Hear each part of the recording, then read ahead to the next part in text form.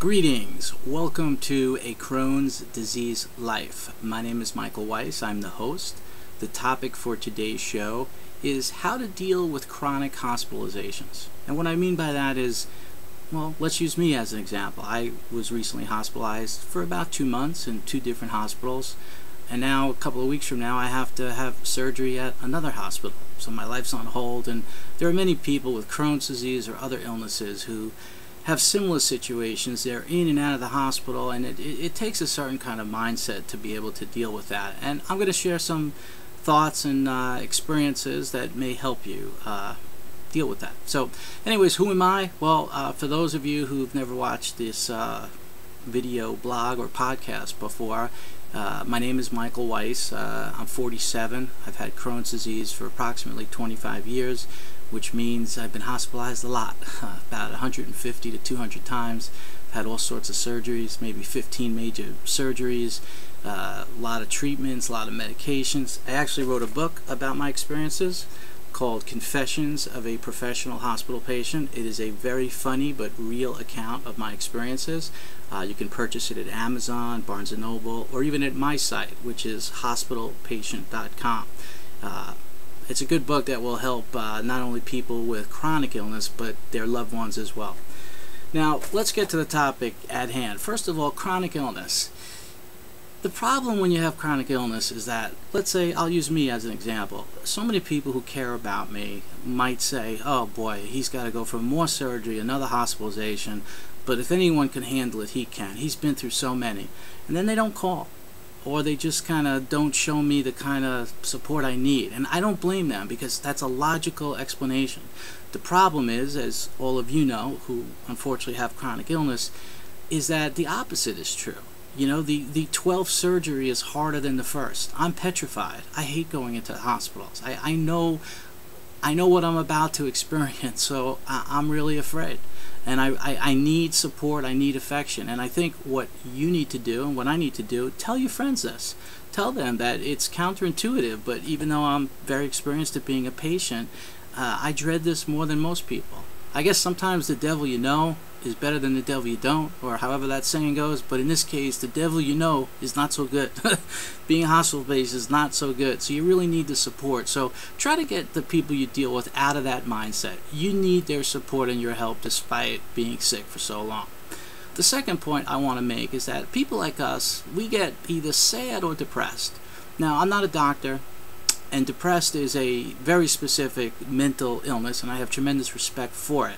But I can only say that when you have a chronic illness, really what you seem to experience is sadness sometimes, because when you have a chronic illness that's incurable, like Crohn's, for example, there's nothing anyone can do. So you're not depressed because you're not sort of making something up or exaggerating anything. And I'm not saying that depressed people do that. I'm just using this as an example. But you're sad. You're sad because it kind of sucks to just hang around and wait to be hospitalized. And I think you need to acknowledge that. There's nothing wrong with you. It's okay to be sad. It's an emotion that you need to experience. And the way to deal with it is to fight through it. Look for inspiration. For example, yesterday I was tweeted by the actress Alyssa Milano, who I don't know personally. Let's face it, I follow her on Twitter. She's beautiful, very talented. She sent out a video of a dog, and I'll try to somehow attach it to this podcast. It was a dog whose hind legs were paralyzed, and its owner was with this dog for many, many years and had all these contraptions to take the dog out walking with its 2 front paws. And the dog loved it. And the caretaker, owner, friend, whatever you want to call the person, cared so much about this dog, showed so much compassion, and in return, he got such a great friend. And someone like me, I looked at that dog and saw an incredible display of resiliency. And I get inspiration from that. It also shows me what genuine friendship is all about.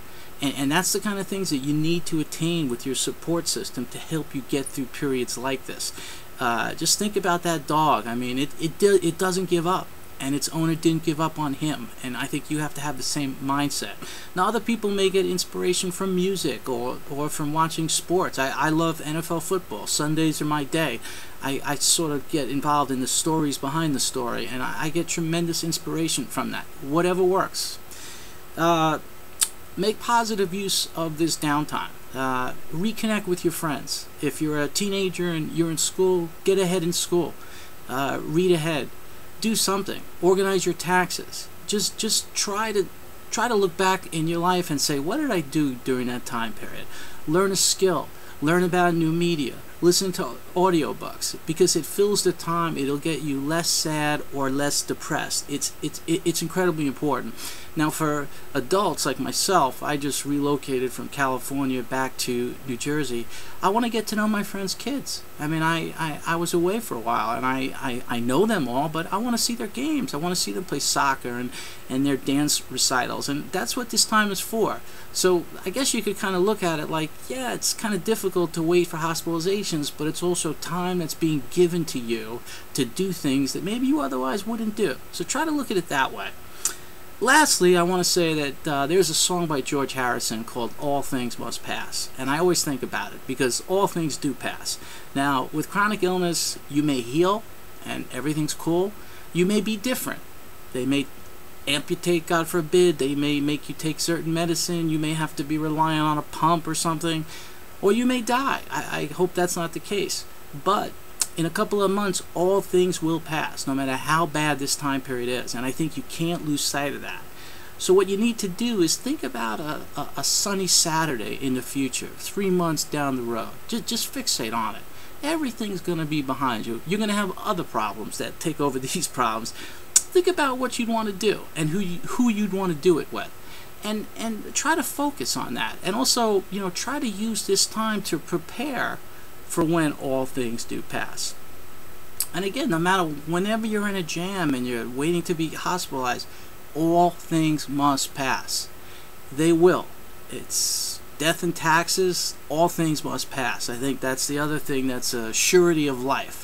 They sometimes don't pass the way we like them to, but they do pass. And hopefully you can prepare for the positive nature of them passing. And then when that sunny Saturday comes along 3 months down the road, you're ready to play golf with your buddy. Or you're ready to go to see a Broadway play with your girlfriend.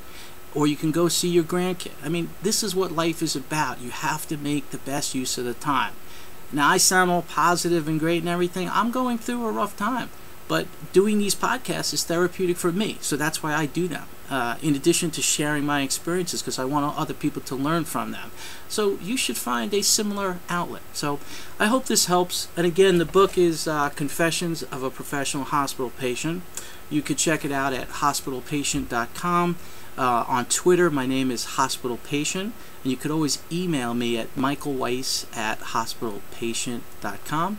And subscribe to this podcast, tell your friends about it, and please feel free to share anything with me, and I will cover whatever topic that's relatively close to health that you'd like me to, because I want the listeners to be interested and really feel vested in what I'm trying to do. So thank you for the time you've given me and for your attention, and I hope everyone feels okay. Thanks.